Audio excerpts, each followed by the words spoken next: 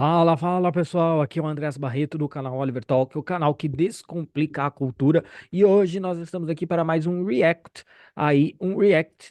do debate entre Arturo Duval e Álvaro Borba no Inteligência Limitada. E nós pegamos aqui um recorte falando sobre esquerda e direita. Não é exatamente esse que está projetado aqui.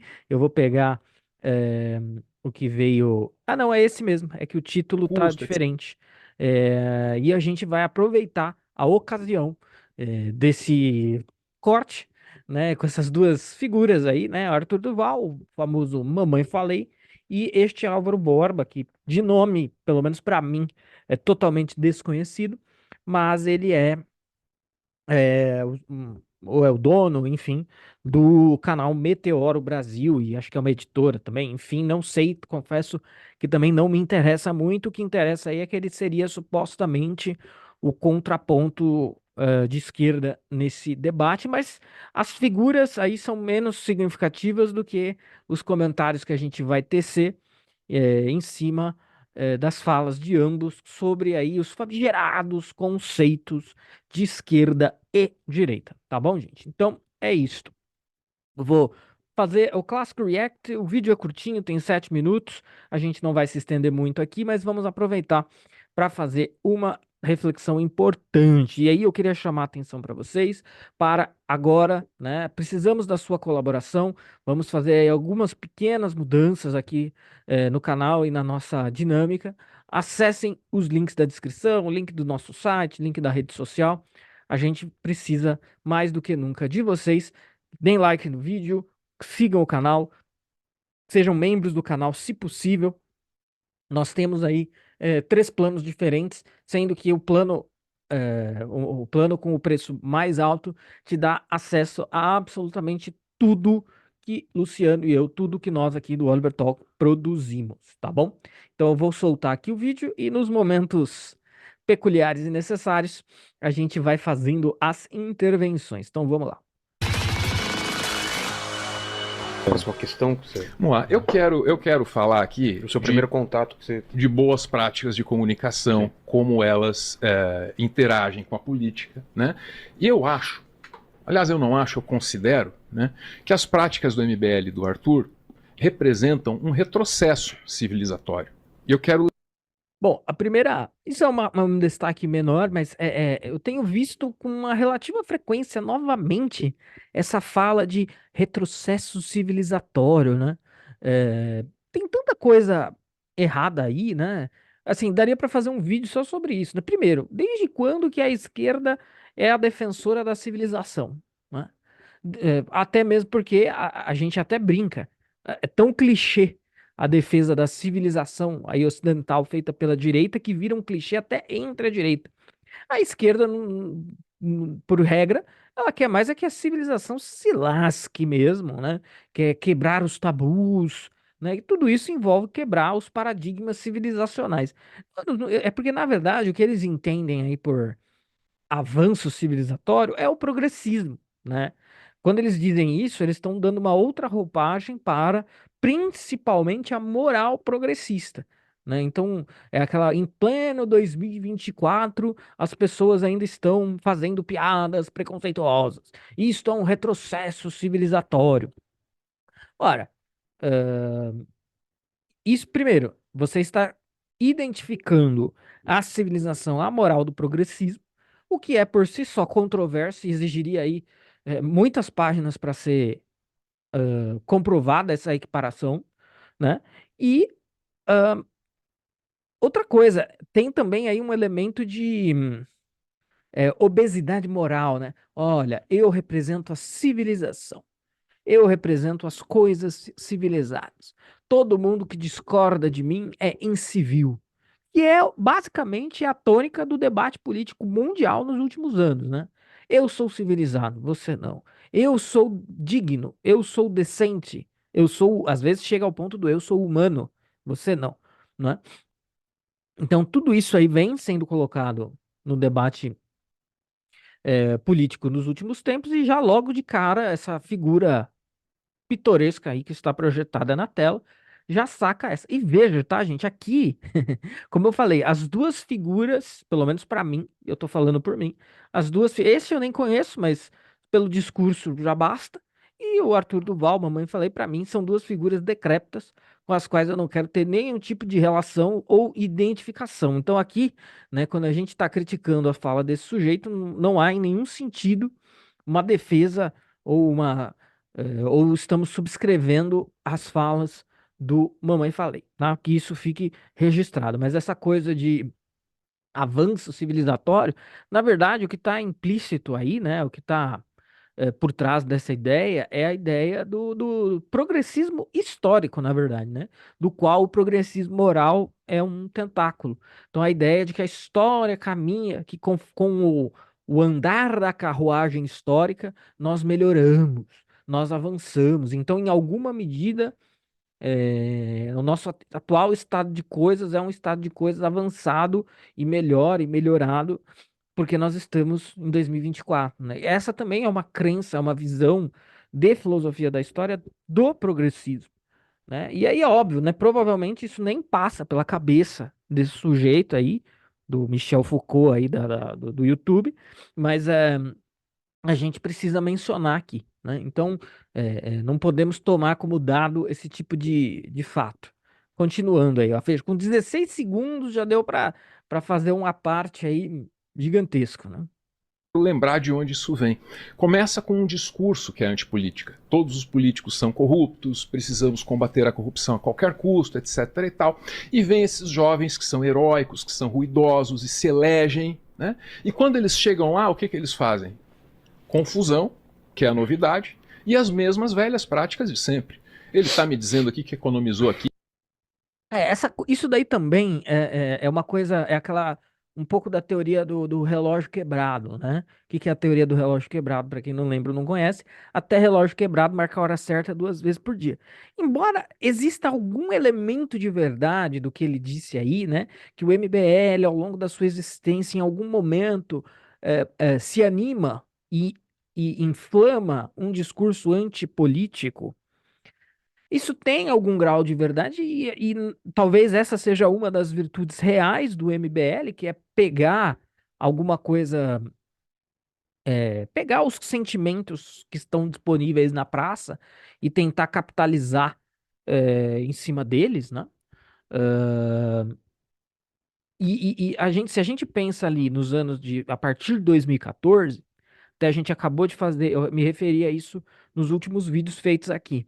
A questão de 2016, Donald Trump, Brexit, próprio impeachment da Dilma, tudo aquilo, o clima geral era de fato um clima de ceticismo quanto à política, né? Olha, estagnação quanto à política. Isso vai ao encontro também, isso vai ao encontro também do desgaste dos partidos tradicionais mundo afora e no Brasil, né? Mesmo o PT teve, apesar do retorno ao poder agora no âmbito federal, o PT vem encolhendo, né? E o receio nessas eleições municipais agora de 2024 é que encolha mais. Então o PT vem encolhendo, o PSDB praticamente morreu, praticamente sumiu. Então partidos aí que por 15, 20 anos monopolizaram a política brasileira encolheram ou sumiram, morreram, dando lugar a partidos menores, a partidos diferentes, com outras visões e ideologias, assim como candidatos à parte do establishment também. Donald Trump, Nigel Farage, Bolsonaro, né, e etc, etc. E em certa medida não está errado dizer que o MBL capta um pouco para si um pouco desse sentimento. Mas até aí também eu tenderia a dizer que isso é mais uma virtude do que qualquer outra coisa. A questão, uma coisa que vale um comentário também é a questão da anticorrupção, né, gente? Eu tenho assim um segmento de pessoas que estão ali mais ou menos à esquerda, principalmente do ponto de vista social, embora do ponto de vista moral, elas conseguem, elas conseguem praticar um certo esquerdismo social e um certo conservadorismo moral, tá? E elas argumentam que essa coisa da corrupção, né? Na verdade também tem um pouco de teoria do relógio quebrado aí, né? porque existe uma capitalização em cima da questão da corrupção, né? Porque o sujeito comum, mas não só o sujeito comum, talvez principalmente a classe média, né? Que é a principal pagadora de impostos, isso também é um dado mundial, né? Quem paga mais imposto proporcionalmente é a classe média. As camadas miseráveis e pobres, elas têm os subsídios, os bolsas, N bolsas. Os mais ricos, pensando aí em extrema riqueza, coloca o dinheiro em paraíso fiscal, sonega. Então sobra para quem pagar imposto? A classe média. E aí, quando a gente fala de corrupção, o que que é a corrupção, né? Ela é o desvio, o mau uso, né? O enriquecimento ilícito, tudo isso a partir do erário público, que é oriundo dos impostos, que é pago pela classe média. Então, é óbvio também que este é um tema sensível para a classe média, né? Mas é curioso porque entre essas fileiras esquerdistas existe aqueles que falam que a corrupção não é um problema. O argumento não é exatamente que a corrupção não seja um problema, mas o argumento é que a corrupção ela é um preço a se pagar razoavelmente justo, legítimo, pela manutenção de políticas sociais, por isso que eu falei, né, que pessoas que têm um certo esquerdismo social, que não são assim plenamente, não são o típico esquerdista, mas que tem um esquerdismo social que garante ali, que imagina que a garantia do estado de bem-estar social, as políticas públicas de subsídio, financiamento, etc, etc, que saem do erário público, que é oriundo da coleta de impostos, é, e que, olha, se não tiver a corrupção, se o prefeito da cidade lá do interior não levar a parte dele, uma parcela ainda menor disso não vai chegar nas pessoas, né? Então, ou seja, mas qual que é o rescaldo disso daí? Ou seja, a corrupção não seria um problema tão grande assim. E nos últimos anos, né? Na verdade, desde o primeiro Lula, né? Primeiro mandato do Lula com mensalão lá, 2003, a gente está em 2024, estamos a 21 anos de distância disso.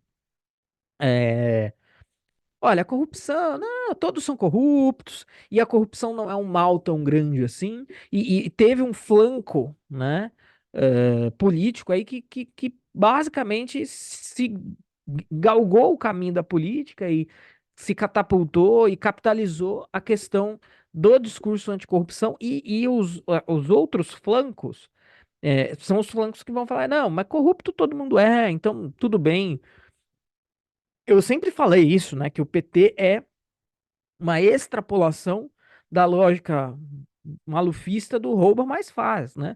O militante petista, quem tem conversas com petistas, sabe plenamente isso que eu tô falando. O militante petista, naquele momento ali privado, que não é para imprensa, não é diante das, é com você ali, numa conversa informal. Ele vai falar isso, ele vai falar: "Não, eu sei que o Lula rouba, mas pelo menos ele faz". Que é exatamente esse sentimento que eu estava falando, né? De que a corrupção, ela é ãh, um preço, ela é um pedágio para o bem-estar social, né? Então ela não é. Ele até pode admitir que ela seja um problema. Ele até pode admitir que idealmente não deveria haver a corrupção. Mas ele acha que se ela existe enquanto preço para promoção e manutenção do estado de bem-estar social, tá tudo bem. Uma ética prática dos fins justificando os meios, enfim, tudo isso muito questionável, mas eu só estou pontuando, né? Porque tem esses dois lados. Um grupo político que se promove em cima do discurso anticorrupção e alguns flancos esquerdistas relativizando, né, contemporizando a questão da corrupção. Eu acho que isso vale um detalhe que, obviamente, jamais apareceria numa conversa com estes personagens e deste nível. As práticas de sempre. Ele está me dizendo aqui, que economizou ali, que economizou lá, põe na campanha. Esse cara pegou 3 pessoas do gabinete dele e botou para trabalhar na campanha. Isso é um fato bem conhecido. E é uma. Isso daqui também merece um pequeno comentário, né? Os liberais e o pessoal essa é uma bandeira muito do MBL, né? Que os candidatos eleitos pelo MBL não usam a verba de gabinete. Gente, isso é uma grandíssima bobagem, né? Isso é uma grandíssima bobagem. O ideal seria que a gente não tivesse o fundão eleitoral, que os gabinetes fossem de alguma maneira autossuficientes ou minimamente autossuficientes. Agora, na medida em que existe ali um montante reservado para isso, e se esse montante não é usado para isso, ele volta, se a parcela devida ao deputado XY não é utilizada, ele volta para esse montante e é redistribuído, né? Então, assim, isso não é uma economia real, não há economia real alguma aí. O que pode se discutir talvez se haveria uma excelência moral em fazer isso, né? Mas eu acho que quando você indiretamente está turbinando as finanças do deputado de esquerda, seja você aí de qualquer campo não esquerdista, não sei também onde que isso é moral, né? Não é muito inteligente, tem uma moralidade duvidosa, mas assim, né, nesse sentido, talvez o sujeito tenha um pouco de razão. Isso é um pouco de uma lacrada invertida para um grupo que se constitui a partir da capitalização do discurso anticorrupção. Aí a gente pode entender essa lacrada invertida do usei pouquíssima verba de gabinete, blá blá blá, que é um discurso da maior parte dos deputados e vereadores do MBL. É uma prática que, se não for ilegal, é imoral. É legal. É uma prática. É legal. É legal. Você pode usar seus legal. funcionários É que isso é mentira. para trabalhar fora do horário Não, isso da é ilegal. Assembleia Legislativa. Isso é ilegal. Fora do horário não é. Sim. E é por isso que ilegal você não se também. ferrou, Ah, entendeu? então tá bom. É Olha, ilegal então, ou peraí. legal? Você vê, desculpa. Vamos só. Peraí, Vamos eu não só. entendi a vamos só- questão. Esse também não. Posso Mas ele falar? falou o Peraí, seguinte: peraí, que Álvaro. eu usei funcionários do meu gabinete pra trabalhar na minha campanha. Aí eu falei, isso é legal. Ele falou, não se for fora do horário de trabalho, que foi o que você fez. Obrigado. Continua, vai lá. Exato. É moral? É? É moral. Você considera correto? Zero. Você nunca criticou ninguém por fazer isso. Que eu saiba, não. Tá? Mas Isso traz aí, não é traz uma usar o contradição minha dinheiro aí. público indiretamente para sua campanha pessoal? Você não considera assim? Não? Não. Teu Fora do horário. liberalismo- Vamos lá, vamos lá. O Vamos lá, liberalismo vamos lá, vamos lá. acaba onde começa Fora a necessidade de do- usar Não, o não, não. funcionário pago com dinheiro Então público eu vou para te fazer sua responder. campanha? Vou te responder. É Vamos lá. Um funcionário público que trabalha de segunda a sexta. No sábado ele vai viajar com a família dele. É o uso do dinheiro público pro funcionário ir pra praia? Não. Ele faz o que ele quiser no tempo livre dele. É a mesma coisa aqui, cara. Agora sim, por um segundo eu falei, cara, esse cara vai me pôr contra a parede. Você nunca falou isso de ninguém? Eu falei, opa, peraí, será que eu falei, cara? Fiquei com medo agora, hein? Fiquei com medo, mas escapei de mais uma. Posso continuar? Claro, claro. Vamos lá. Eu recomendo algumas leituras também. O Brasil Atual, eu acho que não faz parte aí dos veículos que o Arthur lê, mas lá você vai encontrar informações sobre a Procuradoria, que estava questionando as contas da campanha dele. Não sei como é que isso acabou, ele poderia contar pra gente, né? Na Folha de São Paulo, a Carolina Linhares também noticia no dia 15/10/21, Arthur Duval contradiz mote de zero verba pública ao usar assessores da Assembleia de São Paulo na campanha. E isso aqui é o que ele... Essa questão toda que eu nem fiz a pausa, na verdade, isso é uma questiúncula, assim, irrelevante, né? Mas, assim, eu não duvido nem um pouco que esse discurso por isso que eu falei, é uma ninharia, é uma bobagem, que vai só abrir precedente para que o seu inimigo use a sua própria regra contra você, né? Assim, esse dinheiro, gente, é isso, mas aí que tá, né? É a cobra mordendo o próprio rabo, é o urso tendo a pata pega pela própria armadilha que ele mesmo colocou. Porque na medida em que você se projeta com esse discurso anticorrupção, com esse discurso falso de que, não, porque se eu economizar aqui 200 mil por mês no meu gabinete, esse dinheiro vai para educação, vai para saúde, e não vai, não vai. Esse dinheiro vai voltar para isso, para financiamento de gabinete. É para isso que esse dinheiro vai voltar e ser empregado. Então, aí quando você, num outro momento, lança a mão desse tipo de prática, né? Prática de utilizar seu funcionário no fim de semana para trabalhar para si mesmo, para o deputado do gabinete mesmo, você abre margem para esse tipo de coisa, né? Ou seja, você está escorregando na casca de banana que você mesmo jogou. Ou seja, é burro, merece também, que se lasque, né? Então, mas assim, a questão em si é uma questão muito minúscula, né? Mas é óbvio, né? Tudo será usado. É Saul Alinsky, né? É fazer o adversário jogar pelo seu próprio livro de regras e tentar encurralá-lo com as suas próprias regras, com a sua própria moralidade, né? Você abre a porteira, a boiada passa. estava fazendo aqui agora há pouco. A mesma coisa. Ó. Então ele diz assim, não usei o dinheiro, tal. Quando você vai ver, ele pegou o funcionário e botou para trabalhar na campanha. Eram 3 pessoas, né, Arthur? Se não me Então, engano, deixa eu só entender o que então, você não queria é uma ser feito. A gente tem que... com o teu Não, discurso, isso? você acha que a gente tem que proibir essas pessoas de trabalharem para os políticos se elas acreditam? Então, deixa eu entender aqui. Pera, Vamos... só um pouquinho, você terminou só para... Ah, não, que eu quero perguntar para ele, porque assim, a pessoa... Eu posso concluir? Por favor, conclui, desculpa, vai lá. anota, depois você Foi vai mal, pegando vai lá, uma vai lá. coisa... Vamos lá. Nós estamos diante de um jovem... Que idade você tem hoje, Arthur? 37. O comportamento sugere menos. Ele Só de chega homem. pra- Só de homem. Ele chega na política propondo as práticas novas, propondo uma certa até hostilidade à velha política, né? Viriam novas práticas. E aí, quais são as novas práticas dele? É a estridência, é o ruído, é a baderna, é a arruaça sendo levada para dentro do ambiente legislativo. Essa é a novidade que você traz. Essa prática aqui, isso aqui é tão velho quanto a política no Brasil. Isso aqui que você está fazendo não é diferente do que faz o seu Barros Munhoz, que você odeia, não é diferente do que faz nenhum daqueles seus colegas. O que põe você exatamente no mesmo patamar da velha política. Você se diferencia apenas por ser ruidoso. É só isso. Milor Fernandes já dizia, em política não tem nada mais velho que o novo. E isso foi muito, muito antes do Partido Novo existir. E essa frase, Arthur, como é E nessa daí, o Michel Foucault de Chernobyl não está lá muito errado, né? A gente vem observando isso, na verdade, né? O MBL, ele foi, após ali o impeachment da Dilma, quando ele tinha aquela aura mais alternativa de movimento de rua, né?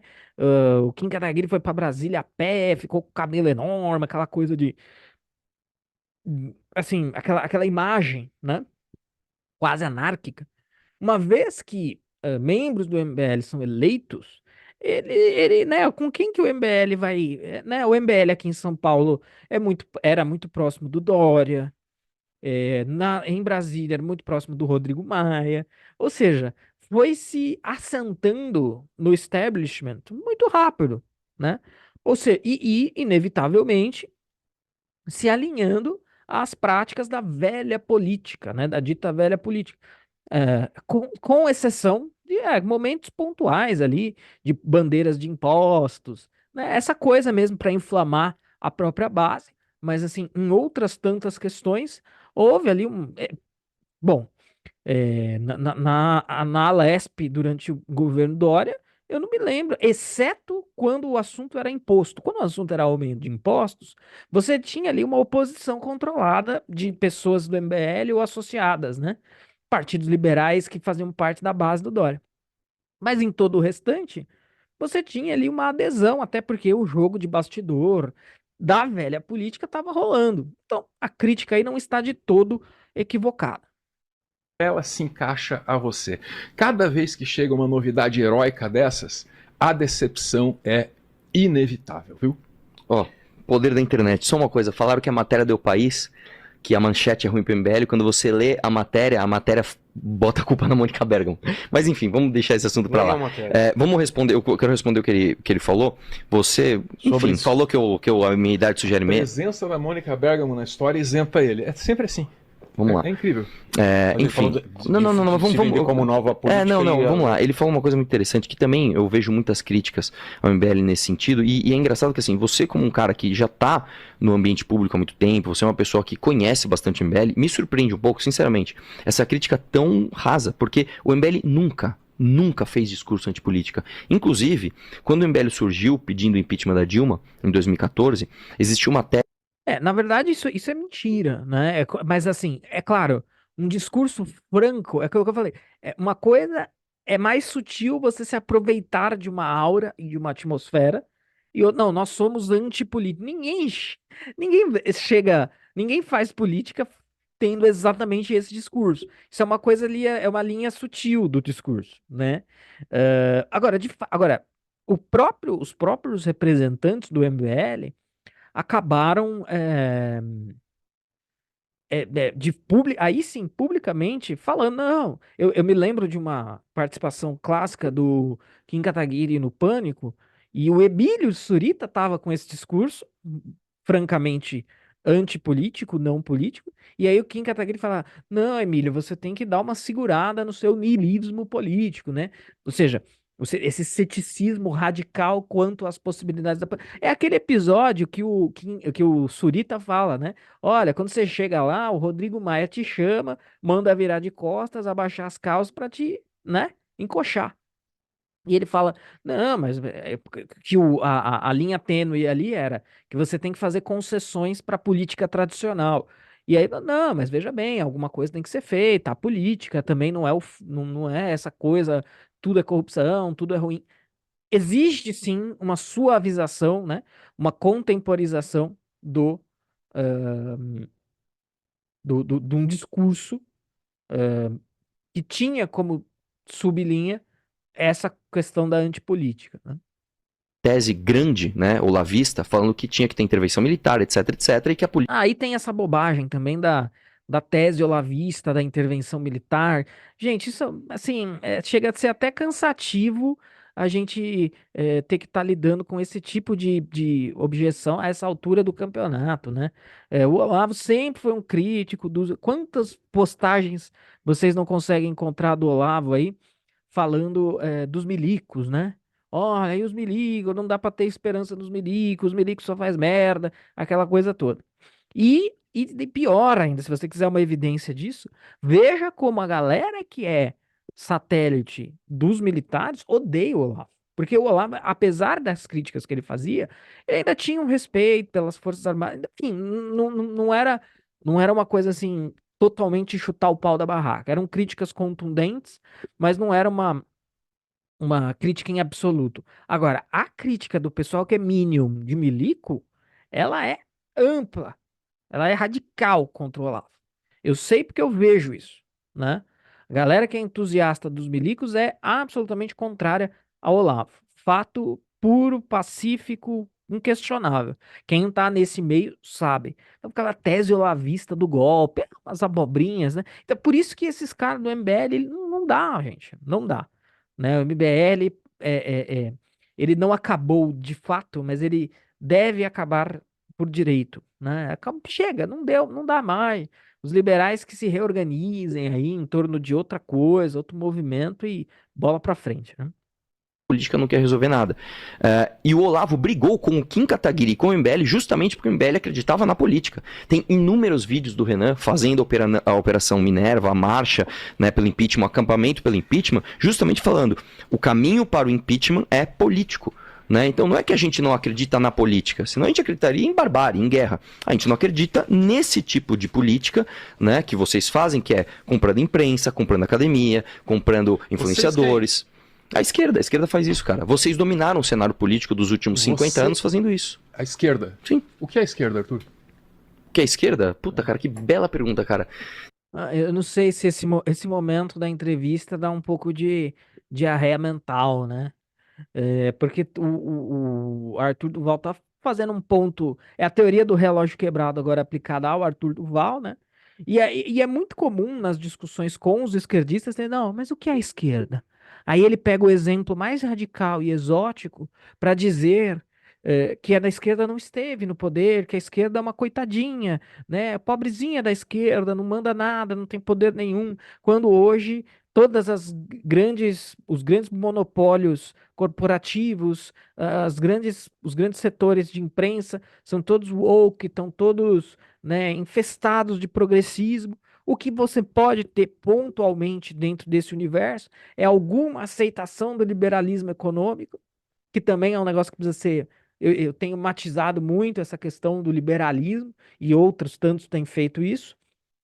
Mas aí, não, o que é a esquerda? Não, a esquerda é querer o bem, é querer o amor, é querer a paz, né? Você fica com essa coisa meio poliana da esquerda. Tá vendo? A esquerda é aquele clichê que eu já vi muito na internet, tenho certeza que vocês também já viram. Ah, a direita esteve no poder por 500 anos no Brasil e agora em um mandato do Lula, coitadinho, ele foi acossado e etc. Assim, são joguetes sofísticos, né? Joguetes retóricos que é complicado.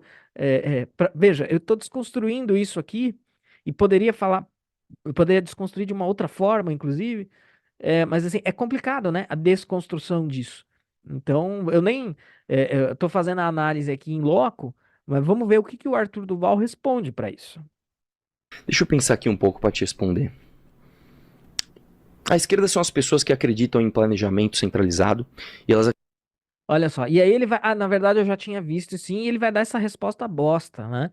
Ah, a esquerda é quem acredita em planejamento. Claro, é a coisa do liberalismo, né? Só consegue observar a coisa pela ótica da economia, né? E a esquerda é quem acredita no planejamento centralizado, né? Não que isso não faça parte, não que isso não seja marcante para o pensamento da esquerda, e não que isso não seja um problema em linhas gerais, né?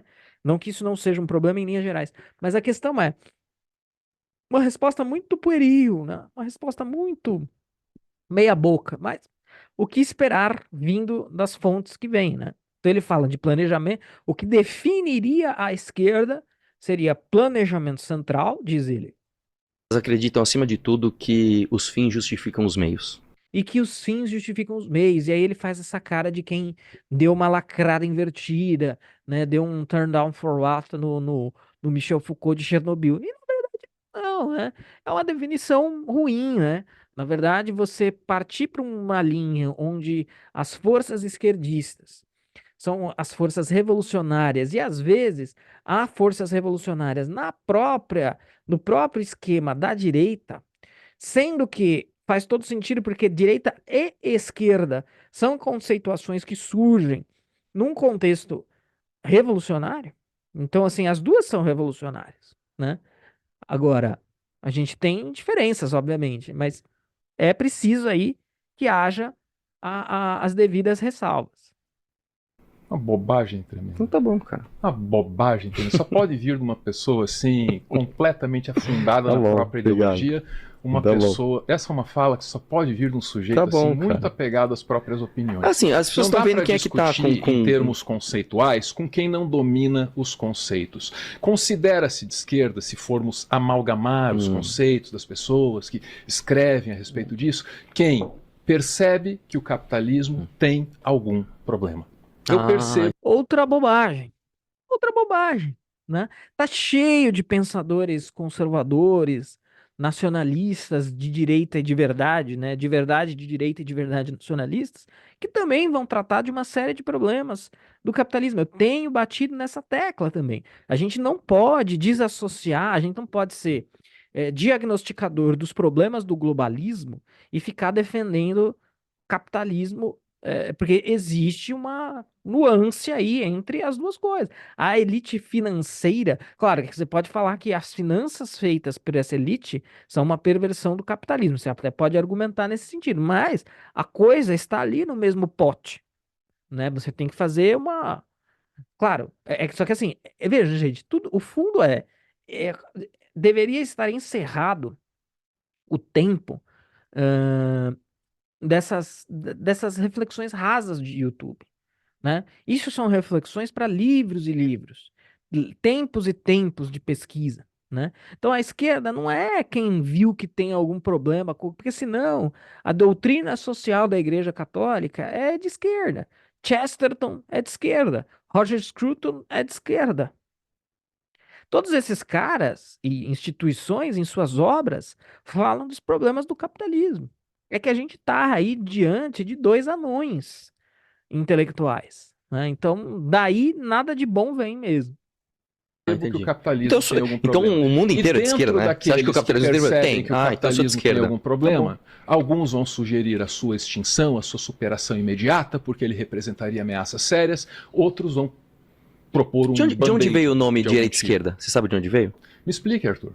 Não, vamos lá, eu tô te De perguntando. onde veio? O nome. A simbologia direita e esquerda. Me explica, Arthur. Você não sabe, né? Me explica. Vamos brincar de intelectual? Foi na Revolução Francesa, cara, quando os jacobinos se sentaram à esquerda do salão de tênis para fazer a revolução. Aprendeu mais essa, né, Sabichão? Obrigado, Arthur. Toma essa aí, vai lá. Próximo. Tem ele, amor. Vamos. Meu Deus, gente, esse mundo das lacradas invertidas.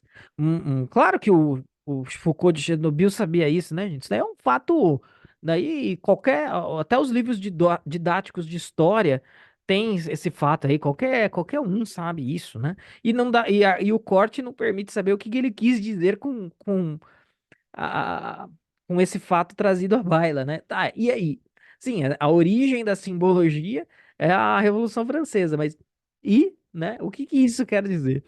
Então é interessante, né, gente? Então, assim, as intervenções feitas aí aqui foram importantes, né? E eu acho que dá pra gente fazer uma reflexão também sobre essa cultura do momento. A cultura do momento é a cultura do podcast do YouTube, né? Que na verdade é meio que um ringue intelectual aberto aí, né? Sai alguma coisa pontualmente boa de vez em quando, né? De vez em quando sai algo pontualmente bom, uma boa reflexão, um bom debate, mas é muito raro, né? Eu tenho visto algo para variar, né? Algo de realmente bom em alguns podcasters estrangeiros, né? Tem um que tá muito bem no momento, que é o Alex O'Connor, né? Que é o antigo Cosmic Skeptic, né? Ah, ele tem, justamente pela sua, como ele conseguiu crescer muito, né? Ele tá conseguindo receber grandes convidados. O Jordan Peterson teve com ele recentemente e assim, mas ele tá sendo um entrevistador que é um bom oponente ao entrevistado, né? Que questiona ali coisas profundas para os seus entrevistados. Agora, no Brasil, ou a coisa tem este nível aí, quando há oposição, ou é conversa de comadre, ou o nível é baixo mesmo, né? Infelizmente, tal como uma série de outras coisas aqui para nós, elas são dessa forma, né? Então, gente, eu queria encerrar aqui essa reflexão com vocês. Convido mais uma vez a dar like no vídeo, se inscrever no canal, ser membro, se quiser ter acesso a todos os nossos conteúdos, a vídeos como este com antecedência. Tudo isso está disponível para os membros e acessar o nosso site que está na descrição. Um forte abraço e até o próximo vídeo.